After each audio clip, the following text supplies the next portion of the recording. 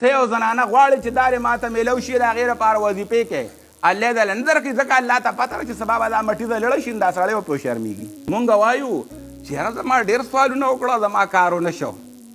ما ډېرې دعاګانې وکړې او زما مقصد پوره نه شو زما هغه مراد پوره نه شو ما ته هغه چې څه غواړم هغه میلو نه شو زه چې کوم مرض یادوم هغه رانه ونه تښتېده وی ګوره پیغمبر علیه السلام به د خپل کاکا دپاره لږې دعاګانې کړي د الله بنده نیکبخته الله ورته وی انک لا تهدی من احببت ولکن الله یهدي من یشاء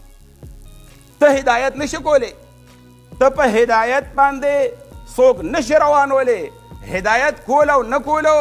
دا فیصله د رب ده دا اختیار د الله دی ابراهیم علیه السلام پیغمبر دی نو هغې ابراهیم علیه السلام به د خپل پلار دپاره الله ته لږ مینت او درخواست کړي چې الله زما پلار دی نو چې دی مسلمان شي خوا خو لاړه دنیا نه کافر نو ته څوک خیر دی که ستا سوال قبول نشو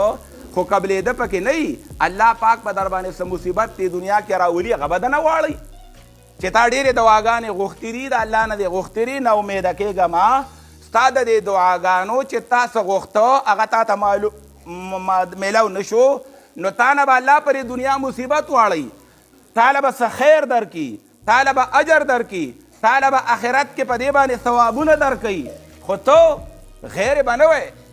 لا تقنطوا من رحمت الله د الله د رحمت نه به ناامیده کېږې نه دا به یقین ساتې چې زه د الله نه سوال کوم زه څه غواړم یا خو به هغه راکړي یا کیدی شي مالې الله نه راکړي هغې کې زما خیر نه وي ته یو زنانه غواړې چې دا دې ماته میلو شي د هغې لپاره وظیفې کوې الله دې نه درکړي ځکه الله ته پته ده چې سبا به دا مټي ته لړه شي دا سړی به پرې شرمېږي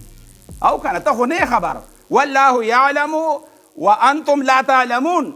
الله پوهیږي په دې خبرو چې پر روان وخت کې به څه کېږي او ته خو نه پوهیږي تا ته د سبا او د کال پس د 2 کاله پس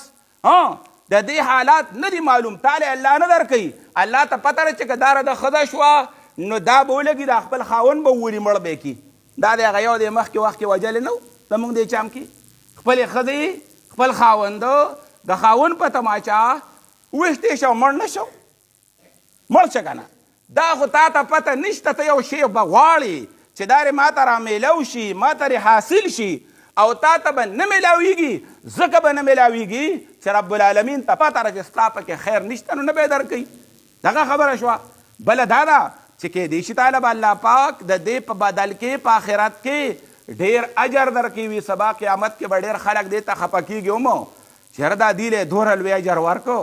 دومره لوی انعام یې ورکو که زمونږ دا دواګانې هم دنیا کې دغسې نیمګړې پاتې شوې وې نو ښه به وه چې نن راته دا دومره لوی انعامونه میلاو شوی وې نو پیغمبر علیه السلام د خپل کاکا دپاره ډېر الله ته وی چې یا الله پاکه او ډېر هغه ته مینت کاو خو کاکا ر دنیا نه لاړو او علی ملت عبدالمطلب په آخره کې وی اخرې ټکې دا ویلي و چې یاره زه د خپل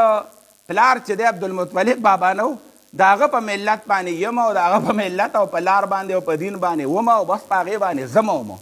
په هغې ومه په هغې یمه په هغې زمه